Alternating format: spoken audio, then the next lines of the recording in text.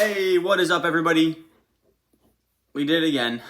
Bro, you're trash, bro. Is them tears, bro? Come on, bro. Gotta get you together, boy. Missed all of our picks again. This is something I never ever thought would happen on my channel ever. Back-to-back days of not a single hit. I can't even be like completely mad about it. Deandre shot 3 for 16 from the field, shot 1 for 7 from 3. He took the shots, still had 11 points. He took the shots. If he would have made 3 or 4 more buckets, he hits 1 for 7 from 3, 3 for 13 from the field. Nothing we can do is better if a guy just goes ice cold. Kevin Durant. I mean, I don't know if I just give more props to the Boston defense, or if like we just chalk it up to like Kevin Durant has literally had the 2 worst games back to back of his NBA playoff career. Like, he's never had this bad back to back games. Only took like 9 shots. And then Karl-Anthony Towns, I guess, just felt dangerous today. I should have known that he was going to go off. I mean, he did just say in his press conference or whatever, he was like, I'm just going to go home and have a glass of wine. I'm going to unwind. I'm going to, come back better next game. And that's exactly what he did. So, got to look out for stuff like that. I should have known stuff like that with Cat. And with that being said, I know nobody has any faith in me at this moment in time, but I'm still going to go at it. I'm still going to chug along, and I'm still going to put my nose down, and I'm going to forget about the last 2 days, and I'm going to really load in hard with these 3 picks today and get right after it. All right, baby, coming in hot with the lock of the day. Time to get serious. No more messing around. Give me the Poole party, baby. Give me Jordan Poole. Now, Underdog officially at 7.50 this morning. Doesn't have any lines out right now for Poole's points. Looking around, though, I'm seeing him right around that 22 points per game like he has been the last couple of days. We're going to lock that one up again. The Denver Nuggets, like we've talked about in the past, they just lack that perimeter defender. They lack perimeter defense all around. This backcourt is just too much for this Nuggets team. Here's the thing, though. The Nuggets have kept it close. Last game, they were able to keep it within a couple of points. Again, today, it's in Denver, so obviously the Nuggets will have the crowd. They have their crowd keep them in this game to keep it close. The Poole party, I mean, what do you even say? He's 27 in Game 3, 29 in Game 2, 30 in Game 1. Slowly declining just a little bit, but Curry's minutes have been increasing just a little bit as well. As far as I know, they're just going to keep Curry off the bench for the rest of this series. Even if they do end up starting Curry, I'm sure Poole can drop 22 off the bench. He's been their leading scorer since March. No reason to think why he can't hit this line again tonight. If Curry does end up kind of hitting this starting lineup, we might move some things around a little bit right now, but I'm still liking Jordan Poole over 22.5 today versus the Denver Nuggets. Locking in, baby. Real quick, if you guys are new to Underdog Fantasy, make sure that you there's a link down in the description I have that automatically takes you to the App Store where you can download Underdog Fantasy. Also throws in my TAKEMYSHOT code when you guys sign up for that. So when you make your first deposit, it helps me out big time, as well as it gives you a 100% deposit match up to $100.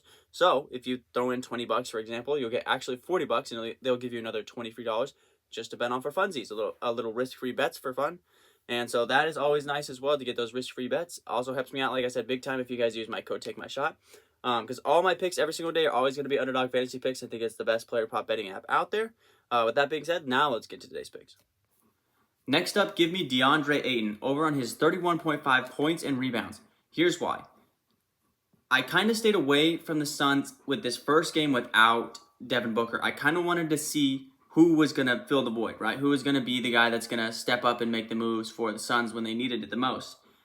And I thought, in my mind, I thought wings, and I thought guards right out the gate. I was like, give me Mikal Bridges, maybe Landry Shamet has a couple games, campaign, whatever it is, whatever the case may be, Cam Johnson. I should have thought about this last year. Obviously, I'm a Bucks fan, so I watched them play the Suns last year in the finals. Who had great games when Booker didn't? It was Deandre Ayton. And Deandre Ayton this season has showed in the games where Deandre Ayton has played without Booker in 8 games this season, not including the playoffs. He averaged 19.3 and 10 rebounds per game, averaging, if you round it down, 29 points and rebounds without Devin Booker in the lineup. With Chris Paul on the floor, and when Devin Booker is not on the floor to take those shots and take those kind of offensive game away from Deandre Ayton, Chris Paul makes Deandre Ayton like a top 10 center in the NBA. He had 28 and 17 in that game 3 without Devin Booker. I mean, is he going to have that massive of a game again tonight? Let's pray, right? Let's hope so, because we're going over on that 31.5 points and rebounds. But when Booker is not in the lineup, Paul is looking to score with Ayton. He runs that pick and roll with Deandre Ayton, whether he's going to hit that crazy mid-range pull-up that he never misses, or he's just going to throw that lob to Deandre Ayton because he's the point guard, right? He's going to find him. He's going to get him open. So I'm liking Deandre Ayton over 31.5. The Phoenix Suns are battling with the New Orleans Pelicans. They are not giving an inch, this Pelicans team. It's still going to be in New Orleans tonight, so they're going to have that crowd. They're going to have that energy. This game's going to stay close once again. I'd love to see the Pelicans steal another game and they could even this series. That'd be crazy. But I like DeAndre Ayton over 31.5 tonight because he simply puts up the stats without Booker in the lineup. I'm liking it again tonight. Give me Ayton over 31.5. Let's get it. Next up, I'm going to throw a guy up here that doesn't have a line out yet currently. But last game out in their back on April 22nd, give me Bogdan Bogdanovic over 15.5 points. That's what they had him at last time, so I'll just throw that one up again. Teams dramatically in the playoffs. Role players when the star, when it's scoring outside of the star player for a playoff team. Home role players shooting percentages skyrocket when they play home and they got the crowd and they got the energy. Bogdan Bogdanovic has proven evidence of that. Game 1, he had the worst game of his entire season. He went 0 for 8 from the field, only scored 6 points. It was the only time all season he didn't score a single field goal, and he threw up an over. The only time the entire season that Bogdan did this. Okay, he had 29 in game 2, and he had 18 in